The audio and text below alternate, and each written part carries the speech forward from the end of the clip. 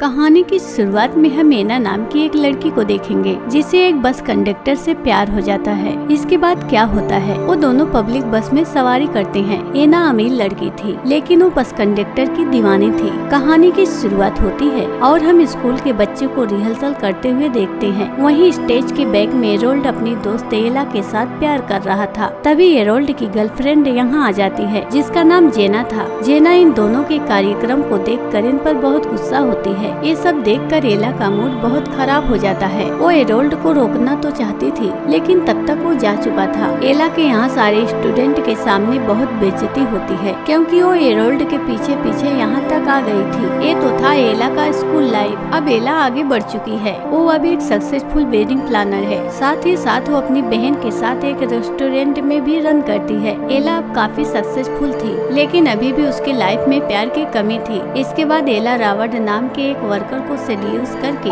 रात में उसके साथ गेम खेलती है। लेकिन ऐसा करके एला को मजा नहीं आता है क्योंकि रावण अपने हिसाब से वो सब कर रहा था। जब इनका कार्यक्रम खत्म होता है तब एला दुखी मन से ये सारी बातें अपनी बहन को बताती है। तब उसकी बहन जिसका नाम मिसा है वो उसे अपने टाइप के लड़के सिलेक्ट करने के लिए कहती है। एला को जब संतुष्टि नहीं मिलती है तब वो कुछ खिलौनों का इस्तेमाल करती है जिसकी वजह से उसकी नींद काफी देर से खुलती है और अब वापस जाने में उसे काफी देर हो चुका है और उसे अभी कोई कैब भी नहीं मिल रही थी। इसके बाद मजबूरी में उसे बस में चढ़ना पड़ा। इस बस में काफी भीड़ होती है लेकिन एला जब यहाँ चढ़ती है तब वो बस के कंडक्टर रोको से मिलती है। रोको को देखकर एला उसकी तरफ अट्रैक्ट होने लगती है। जब रोको उसे टिकट देने के लिए उसके पास आता है तब बस में इतनी भीड़ थी कि वो भीड़ इन दोनों को धक्का देकर बहुत पास कर देती है। अब एला रोको को स्मेल कर सकती थी और वो उसकी खुशबू पाकर उसकी तरफ और भी अट्रैक्ट होने लगती है। इसके बाद क्या होना था, एला उसके बहुत करीब आ जाती है।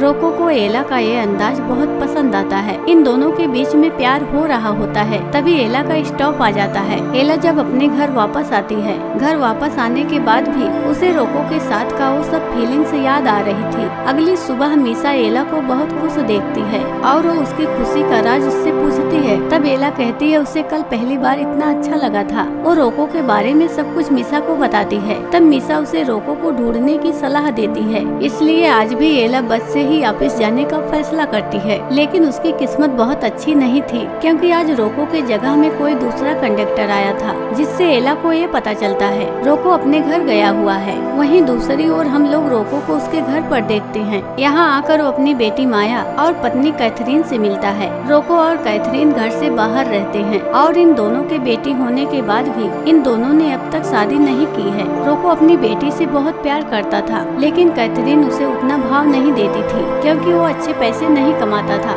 यहीं पर हम लोग सैम के बारे में जानते हैं जो कि रोको का कजन है और वो कैथरीन की हेल्प हमेशा किया करता था। रात में जब कैथरीन सो रही होती है तब रोको उसके पास आने की कोशिश करता है लेकिन कैथरीन उसे भाव नहीं देती है। इधर एला लगातार बस से सफर कर रही थी, ये सोच कर कि एक दिन उसकी मुलाकात फिर से रोको से हो जाएगी। सफर करते हुए उसे एक दिन रोको मिल जाता है। जैसे ही एला को मौका मिलता है वो रोको के साथ संबंध बनाने लगती है। इस सफर को खत्म करने के बाद जब रोको बस स्टैंड में आता है तब वो अपने मालिक से कुछ पैसे एडवांस में मांगता है लेकिन उसका बॉस उसे पैसे देने से मना कर देता है। घर आने के बाद रोको और कैथरीन की लड़ाई होती है। इसके बाद रोको अपने काम के लिए शहर आता है। जब सारे बस ड्राइवर एक जगह जमा होकर पत्ते खेल रहे थे तभी एला रोको से मिलने के लिए यहाँ आती है। वो इस वक्त बहुत ही सुंदर लग रही थी। वो रोको को अपने पास बुलाती है। इसके बाद रोको उसे लेकर दो बसों के बीच में जाता है। ये दोनों यहाँ पर बातें करते हैं। तभी इन दोनों को किसी की आहट सुनाई देती है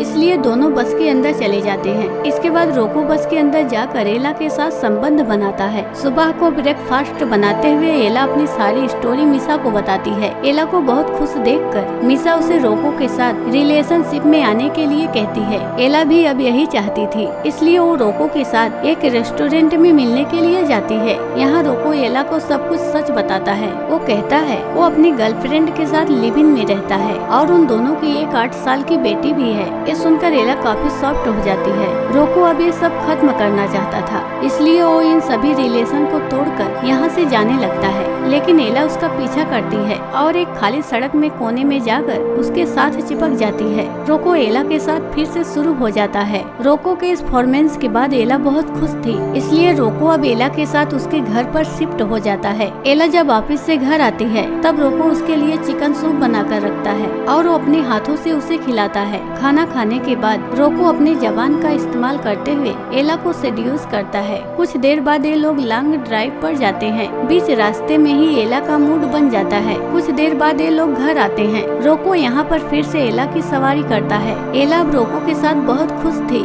इसलिए वो रोको को एक महंगी घड़ी गिफ्ट करती है। इस गिफ्ट को देते हुए वो रोको से ये बोलती है वो हमेशा के लिए उसके साथ रह सकता है। अगर वो उसके साथ रहता है तब वो उसे पैसे भी देगी, लेकिन रोको यहाँ पैसे लेने से साफ साफ इनकार कर देता है। रोको की ये बात एला को बहुत पसंद आती है। अगली बार जब एला मिसा से मिलती है तब फिर से मिसा एला को ज्ञान देती है। वो कहती है तुम्हें धीरे धीरे रोको के दिल में जगह बनानी चाहिए। एला रात में रोको के वर्कशॉप में जाती है जहाँ रोको अकेला ही काम कर रहा था। यहाँ वो रोको को ये बताती है उसे आज तक लाइफ में कभी भी एक अच्छा पार्टनर नहीं मिला है। सारे लोग उसे छोड़कर चले गए जबकि उसने अपना सब कुछ उन्हें दिया था। ये सारी बातें सच थी, इसलिए एला ये सब कुछ कहते हुए थोड़ी इमोशनल हो जाती है। रोको उसे कंफर्ट करने के लिए उसके करीब जाता है और प्यार करने लगता है। हर बार की तरह इस बार भी एला बहुत खुश होती है। यहीं पर एला रोको के साथ दूसरे शहर घूमने का प्लान करती है। साथ ही साथ वो उसे अपने घर की किस भी देती है। अगले दिन रोको कैथरीन से मिलने के लिए उसके घर पर जाता है। यहाँ आते ही उसकी लड़ाई फिर से कैथरीन से होती है, क्योंकि रोको माया के स्कूल के पैसे जुगाड़ नहीं कर पाया था, इसलिए कैथरीन ने वो पैसे सैम से लिए थे। कैथरीन रोको के पास पैसे नहीं होने का बहुत मजाक उड़ाती है। कैथरीन उसे ये भी बोलती है कि वो उसके साथ खुश नहीं है, वो उसके साथ सिर्फ मजबूरी में रह रही है। रोको का माइंड बहुत डिस्टर्ब था, इसलिए वो रिलैक्स करने के लिए एला के साथ बाहर जाना चाहता था। एला भी बस स्टैंड में उसका वेट कर रही थी। रोको भी यहाँ आ ही रहा होता है, लेकिन तभी उसके पास सैम का कॉल आता है। सैम उसे बताता है कि कैथरीन अचानक बेहोश हो गई है। अब रोको एला से मिलने का प्लान कैंसिल करके कैथरीन को देखने के लिए उसके पास जाता है। यहाँ आकर उसे ये बात पता चलती है कि कैथरीन प्रेग्नेंट है। ये सुनकर रोको बहुत सॉफ्ट होता है। वहीं दूसरी ओर रोको के ना मिलने पर एला उसे ढूंढते हुए गैराज में जाती है। यहाँ आकर वो जानती है रोको दोबारा से बाप बनने वाला है। ये सुनकर एला का दिल फिर से टूट जाता है, क्योंकि रोको ने उसे ये बताया था कैथरीन और उसका रिश्ता अच्छा नहीं चल रहा है। अपने गम को भुलाने के लिए एला मिसा के साथ एक क्लब में जाती है। एला जब मिसा के साथ बैठी हुई थी तभी एक लड़का उसे घूरे जा रहा था। इसके बाद वो एला को अपने घर लेकर जाता है। एला भी उसके साथ जाने के लिए राजी हो जाती है। घर जाने के बाद जैसे ही वो कपड़े उतारता है वो एक छपरी की तरह बिहेव करता है। ये सब देखकर तुरंत ही एला वहाँ से भाग जाती है।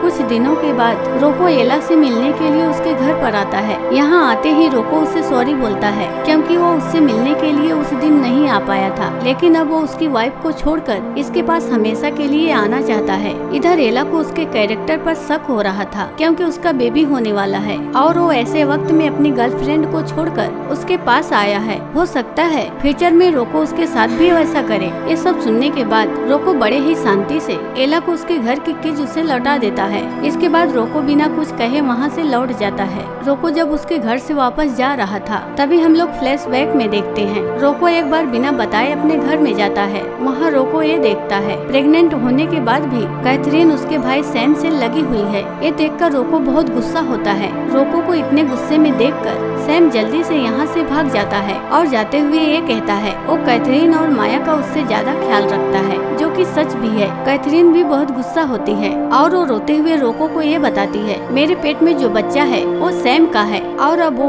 उससे नहीं बल्कि सैम से प्यार करती है। ये सुनकर रोको बहुत सॉफ्ट होता है और अब वो उन दोनों के खुशी के लिए अपने घर को छोड़कर एला के पास गया था, लेकिन एला ने भी उसे एक्सेप्ट नहीं किया। इसके बाद रोको अब अपनी लाइफ गैराज में ही बिताने लगता है। वहीं इधर एला का दिल टूटा था, इसलिए वो अब काफी चुप चुप सी रहती है। वो अब अपने काम में ओवर टाइम करती है ताकि वो अपने आप को बिजी रख सके और उसे रोको की याद न आए। मिसा जब एला की ये हालत देखती है तब वो उसे दूसरे लड़कों को डेट करने की सलाह देती है, लेकिन एला का भरोसा अब सारे लड़कों में से उठ चुका था, क्योंकि स्कूल टाइम से लेकर अभी तक सबने उसका दिल तोड़ा है। अब इस बात को 4 महीने बीत चुके हैं। एक दिन एला की मुलाकात रॉबर्ट से होती है। वो जैसे ही एला के पास में जाता है वो उससे सबसे पहले सॉरी कहता है, क्योंकि उसने उसके साथ उस टाइम गलत किया था और इस बात का रियलाइज उसे भी था। रॉबर्ट हॉवर्ड के साथ एला काफी टाइम गुजारती है, इसलिए अब उसे घर जाने में काफी देर हो चुकी है, जिसकी वजह से उसे बस पकड़ने के लिए बस स्टॉप में जाना पड़ा। यहाँ रोको उसका इंतजार कर रहा था क्योंकि एला ने अपना घर चेंज कर दिया था,